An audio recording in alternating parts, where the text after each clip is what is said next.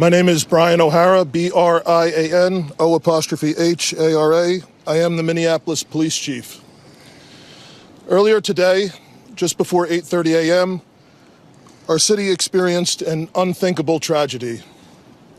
Minneapolis police officers responded to a report of a shooting at a mass that was happening at the Annunciation Roman Catholic Church on the block behind me. This worship service was marking the first week of school for children that are attending the Annunciation Catholic School.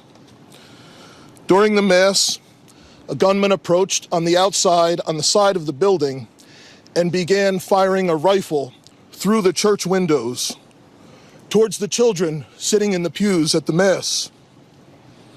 Shooting through the windows, he struck children and worshipers that were inside the building.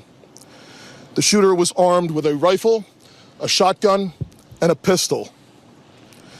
This was a deliberate act of violence against innocent children and other people worshiping. The sheer cruelty and cowardice of firing into a church full of children is absolutely incomprehensible. Police officers from the Minneapolis Police Department immediately responded, entered the church, and attempted to provide first aid and rescue some of the children that were hiding throughout the building, while other first responders came and EMS responded to rush victims to nearby hospitals. 2 young children, ages 8 and 10, were killed where they sat in the pews. Their parents have been notified. 17 other people were injured, 14 of them being children. 2 of those children are in critical condition. The coward who fired these shots ultimately took his own life in the rear of the church.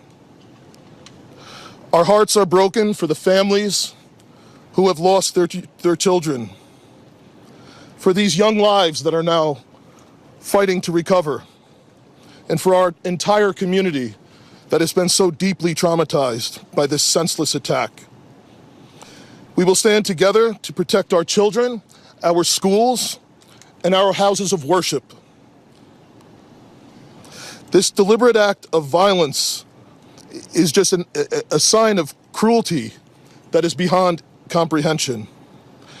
Our hearts are broken for everyone that's been affected by this tragedy. As we begin the difficult path of healing, I want the community to know this, that even in the face of such evil, the Minneapolis Police Department and all of our law enforcement partners stand with our community. We stand with these families and with this parish. We will continue to be here for you. So I want to start this video off by giving my condolences to the victims and the families of the victims affected by this tragedy. But I want to give my opinion on this situation as a gun owner, something that oftentimes we don't see this happening. We don't see a lot of gun owners giving their take on mass shootings. Oftentimes we see either information coming directly from the victims or the news reporters or politicians or anything of that nature. But I want to give you my perspective on this situation that unfolded here. One thing that we can all agree on is that this is a situation that absolutely should not have taken place, and killing innocent people is just, it's not something that should be done, especially children, young children. And one thing that we have seen in Connecticut is we've seen the Sandy Hook shooting, and Connecticut has passed some of the most restrictive gun laws that the country has ever seen. They've restricted the amount of ammunition we can carry. They've restricted places that we can or cannot carry our firearms in. They've restricted the type of firearms that we can actually buy. And unfortunately, one thing that I can say is no matter how many restrictions Connecticut has come up with, these restrictions really haven't reduced gun violence. There's still going to be gun violence. There's still going to be evil people doing evil things. And no matter how much you restrict them, they're going to do harm. When I take a look at this situation and I think, okay, what's most likely going to happen here is there's 2 options.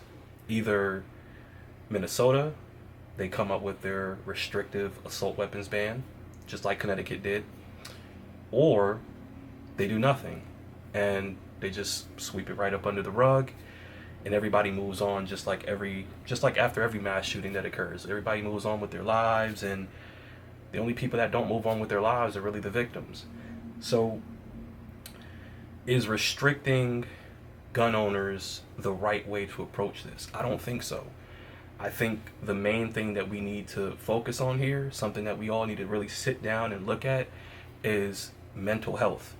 And it's very hard to come up with a solution for a mental health crisis when, if a person isn't actively seeking help, it's hard to pinpoint when that person needs help. But if you do have individuals that are seeking help and they're not getting the appropriate help that they need, then that's when you kind of have to make some adjustments there. But in this type of situation, there's more information coming out. The guy's dead, so there isn't really going to be any form of justice here. And that seems to be the thing that a lot of mass shooters like to do. They like to take the easy way out, like to take as many lives as they possibly can take, and then they take their own lives. And there's really no real justice here, and the only people that get affected are law-abiding gun owners, the people that have nothing to do with these type of situations, but as a response to these shootings, the politicians say, you know what, we need to make it harder for people to protect themselves. Let's restrict this, this, and this. That's exactly why I say we really should be focusing on mental health.